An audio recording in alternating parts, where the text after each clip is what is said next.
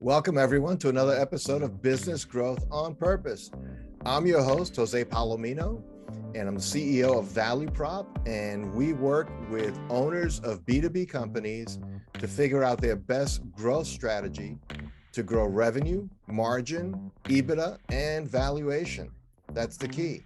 And we try to, on this podcast, bring guests that add value to that thought and make it available as a resource. So we are very proud of the many guests that we've had on this show, the expertise they can share, the insights in about 20 minutes.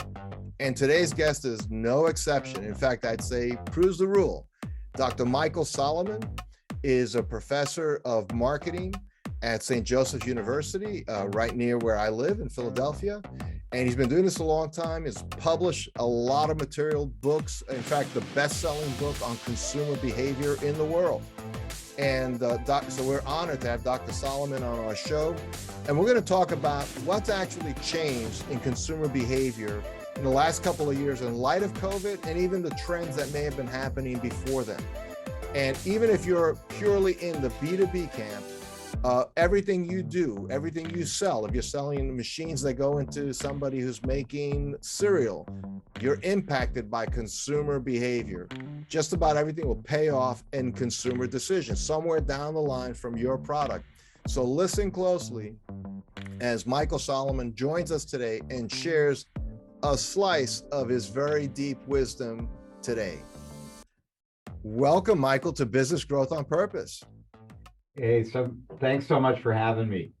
Absolutely, Michael. And just for our audience to get a little context, I know there's a lot of things that you touch on in your career and so on, but what do you primarily focus on these days? Yeah, well, I'm in my day job, I'm a professor of marketing at St. Joseph's University in Philadelphia, and I've been a business professor for, I hate to say, about 40 years, and so of course I do all that stuff, but I also have worked with a lot of companies, both B2B and B2C, to help them become more customer centric. So my background is consumer psychology.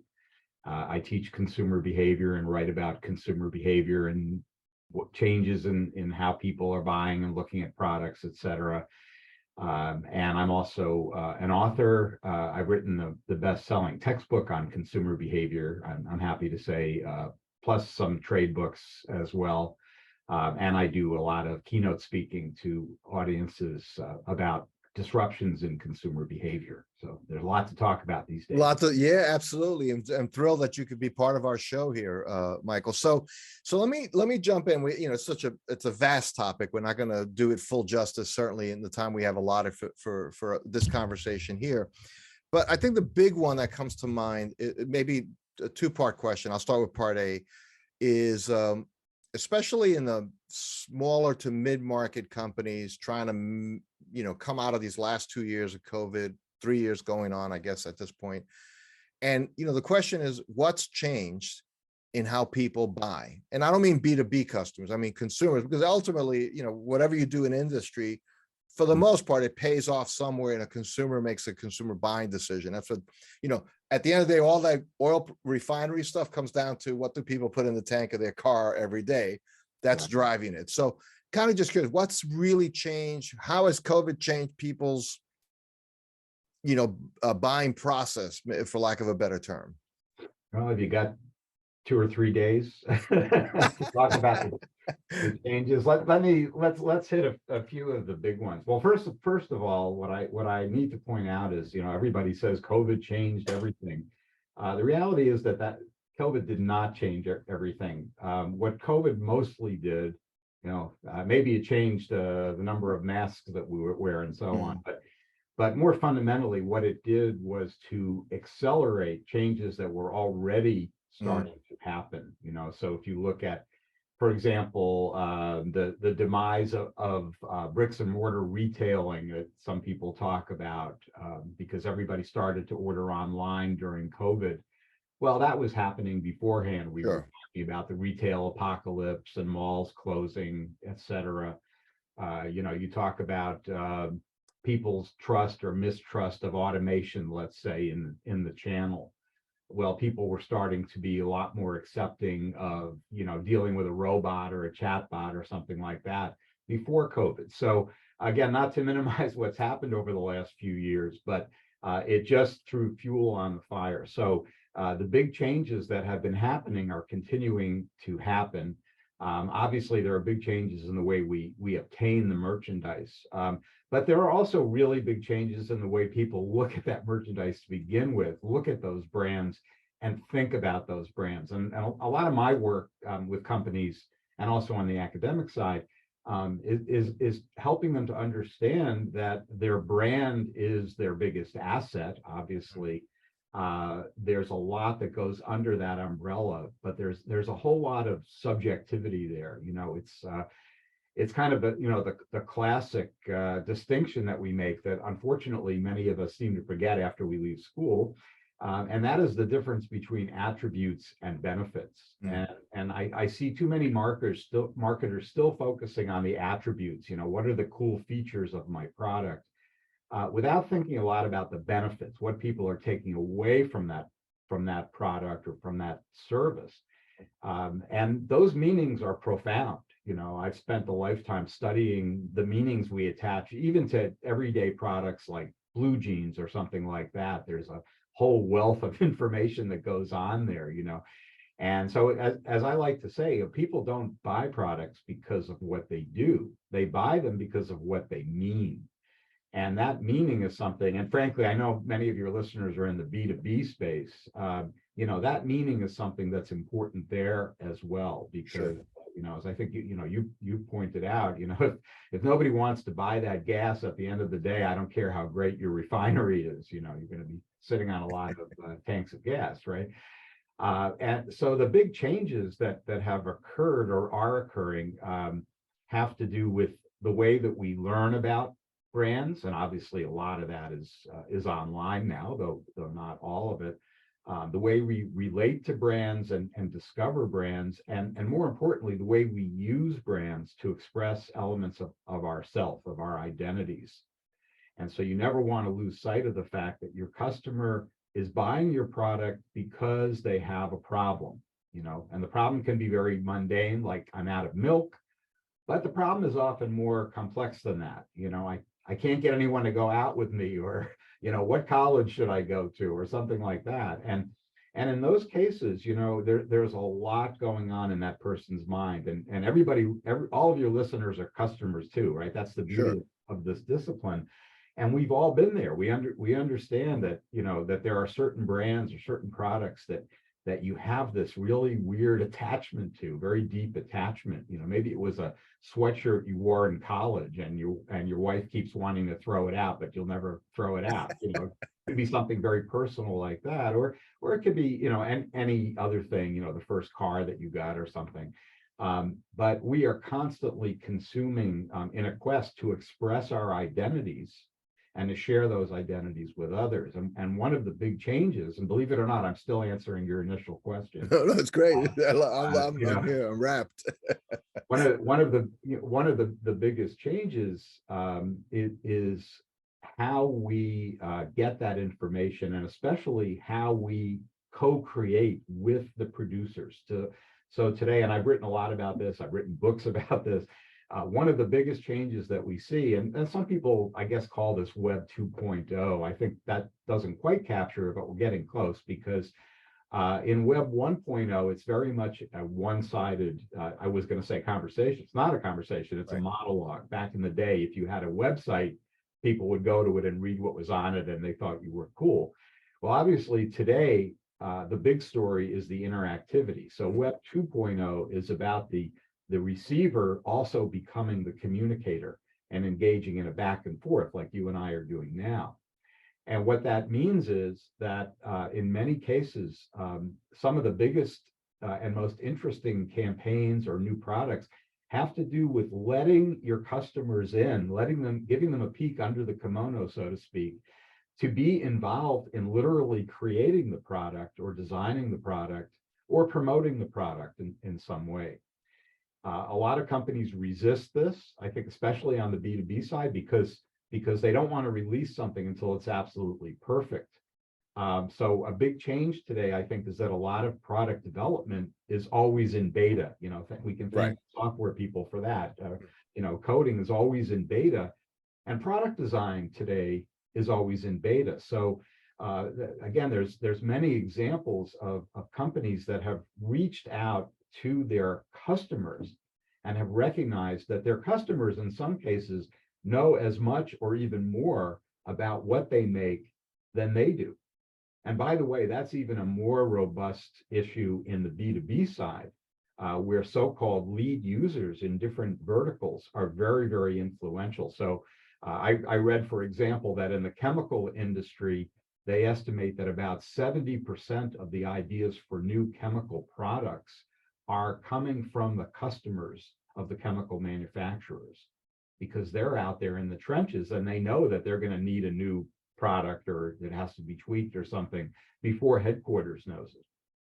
So I'd say the biggest change in the way that we consume is that we are now, if we accept this new philosophy, and not everybody does, but what I like to say is we're substituting one really tiny word for another, and that substitution is that we're no longer marketing to our customers, we're marketing with our customers. I love that. And I Michael, I can see, you triggered a lot of things in my thinking in my practice, working mostly in B2B space. This is absolutely true. It's like you need customers to be engaged stakeholders early in the process.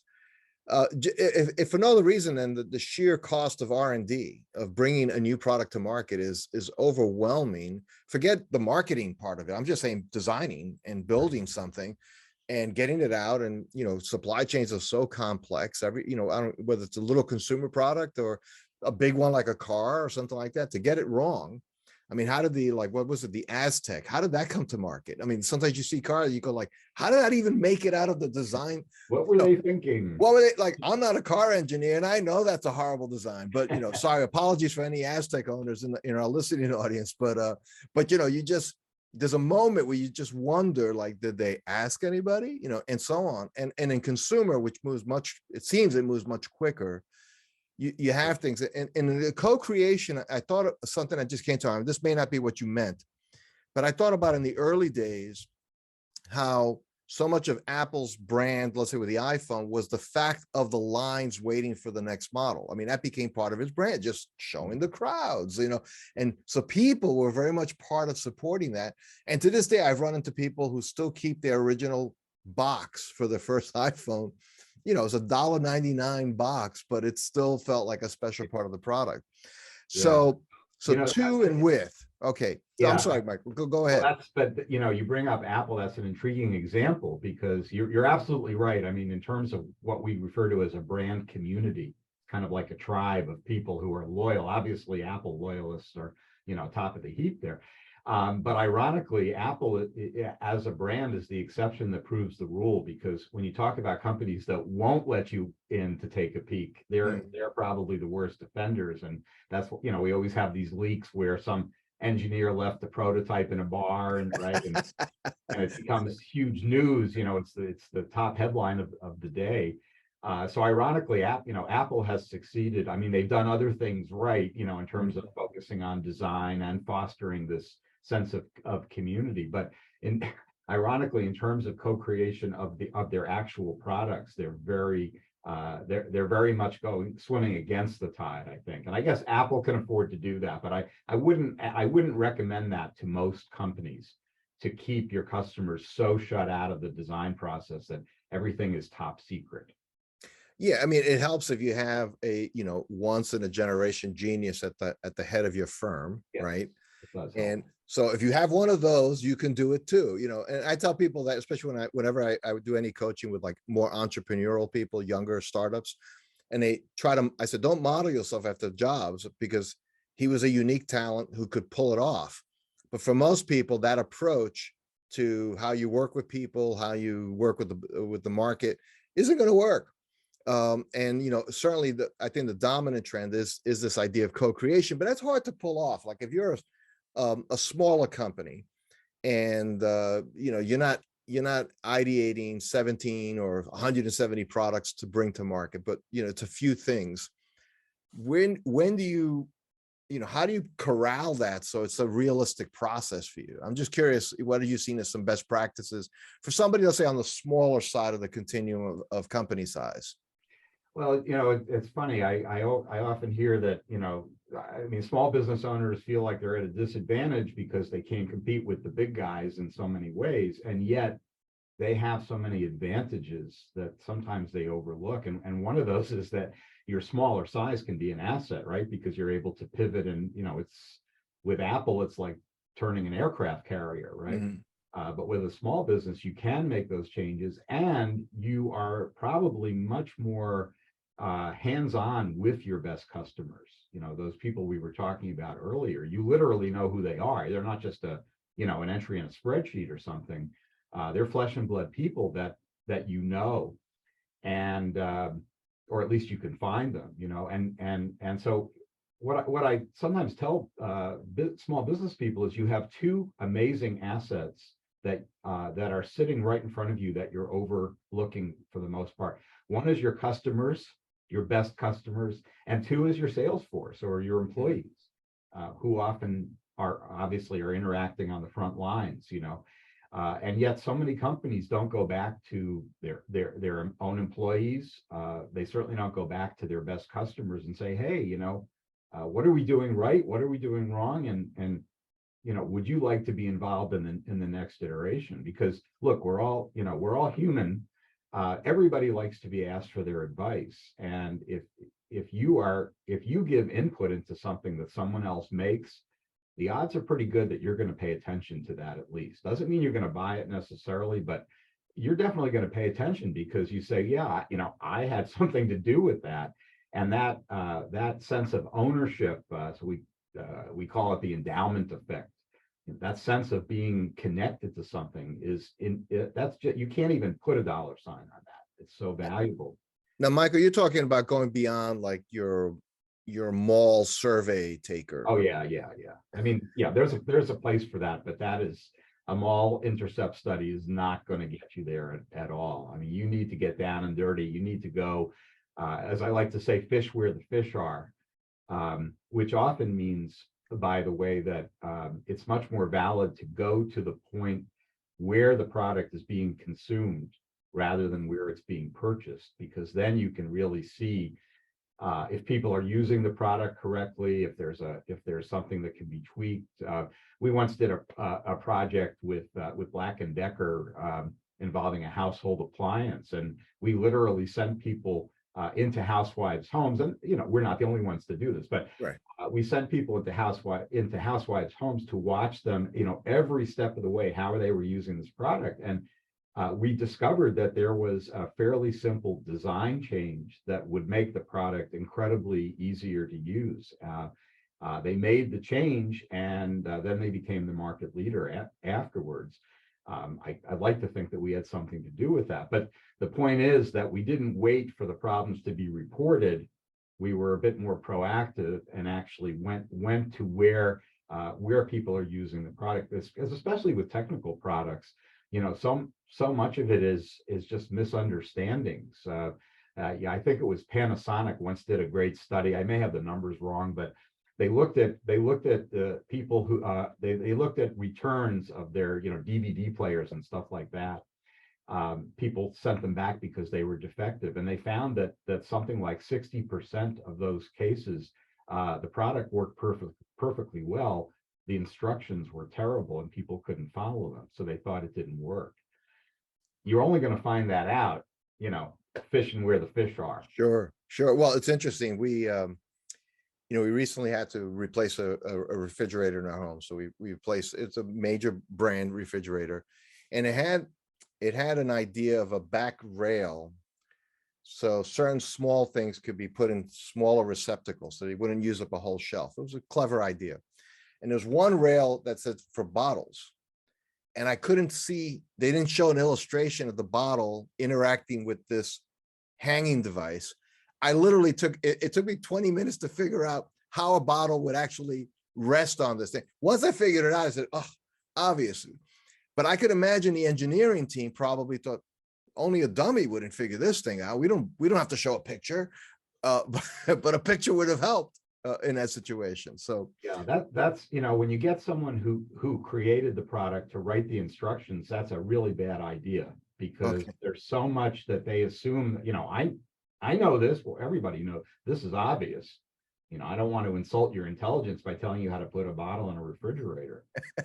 But it's not so obvious to the rest of us. Right. That's kind of, one of those things. Yeah. So let's just go back a little bit to the consumer world, right? Like you made at the top of the interview, you pointed out it didn't change. COVID did not change everything. Rather, it accelerated things that were already happening. So how much of that is, well, certainly some of it's generational. So now you have digital natives who've only ever known you order things on Amazon or whatever, something like that. So are people, and I think of the travel industry, people have adapted to the fact that you have to self-serve everything. You order your tickets online, you order your hotel online, all of that.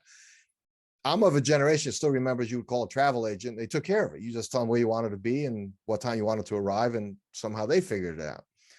Do you think consumers broadly are just going to, is the trend that they're just going to continually accept greater and greater measures of self-service, where like they're kind of on their own? And is that an opportunity for somebody who says, well, maybe that's a little too much on the island by yourself. You need some company. Yeah, great question.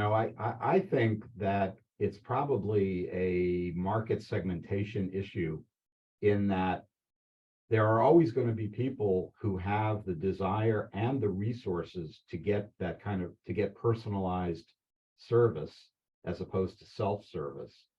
But you're going to have to pay a premium for that. You're going to pay a premium. For example, if you have, say, a stylist at a place like Nordstrom or something, especially as people were starting to come back into the stores, after the lockdown, what you saw is that they're starting to take appointments. It's becoming more like appointment shopping, where you can actually interact with a human and everything like that. And there's time and money associated with that. The rest of us are just going to order the stuff online. So to your point, I think there's tons of opportunities to provide actually personalized service today, because you've got two forces that are working sometimes in tandem, but sometimes across purposes, and that is automation and personalization, right? We want automated processes to make our lives more convenient, but we also see a huge desire, especially among younger customers, as you say, for personalization of the products and services that they buy. So I think there's always going to be opportunities to fill, places in a channel where no one is organizing that information. Right now, who is filling that gap? It's these influencers, right? The influencer marketing that everybody's talking about.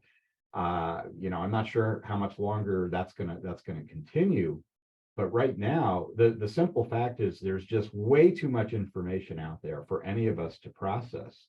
When I give talks, I sometimes will say, how many messages do you think that you are exposed to, commercial messages, in a given day? And people say a few hundred, And when I tell them, well, the answer is closer to 4,000 to 5,000 messages a day, they're shocked. But that's the reality. Now, we don't remember the large majority of those, and that's the problem. We remember the stuff that is more tailored to who we are and whatever projects we're working on and our identities. That's what gets in. The rest of it's just going to go away. So whatever you can do to personalize, and we talk a lot today about curation, of home products or apparel and so on. And these curators often are these influencers. So what they're doing is they're editors who are taking, I'll make up the numbers. They're taking 1,000 possible product options that are coming into the market, and they're recommending 20 of those. So it's like a big filter that's happening, which is why it's so important to understand, if people in your channel are in fact going to influencers, those people are the ones you need to talk to. Yeah, because it's also very, the more, again, more choice. It's also, we're like in a very stressful, we live stressful lives. We're on calls all the time now. Maybe we're not traveling as much if we're working from home, but then that also means you could stack up appointments and end up, people end their day after having 15 interactions.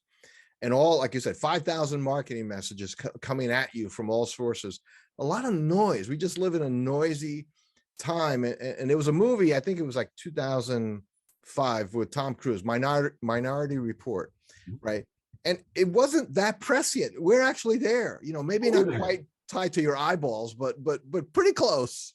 Yeah, I mean, pretty much all the technology that was in that movie was available at that time. The problem, I mean, and certainly is now.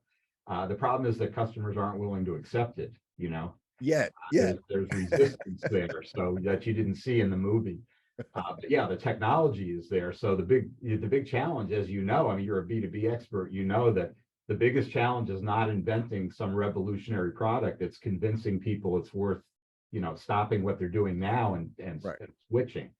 Right. And that's where that brand story becomes so important. The meaning of that brand and the backstory and what it's going to do to your life, how it's going to improve your life if you move from brand A to brand B. So the devil's in the details, but that's what you need to do for sure. Wow. Well, Michael, we could continue this conversation, as you said, if we had all day. But thank you so much for stopping by Business Growth on Purpose. Really appreciate it. And if somebody listening wanted to know more about you or your work, where should they go to learn something more? Well, you're welcome to come to my website, which is just michaelsolomon.com, 3 O's, Solomon. Okay. I've got some free resources on there. I've got a brand audit that you can download on the first page that basically illustrates some of the different ways that brands can ramp up the level of involvement or engagement with customers. But there's lots of resources there. Or just drop me an email, michael@michaelsolomon.com, or I'm on LinkedIn as well. Fantastic. Michael Solomon, thank you for joining us here today. Really appreciate it. Thank you. It was a pleasure. Appreciate it. Thanks for listening to another episode of Business Growth on Purpose. If you like the show, hit subscribe and leave us a review to help other people find the podcast. And if you're ready to take the next step in driving intentional growth for your business, come check out what we're doing at valueprop.com. We've developed industry-leading programs and systems to help B2B owners take control of their growth. Until then, thanks for listening to another episode of Business Growth on Purpose.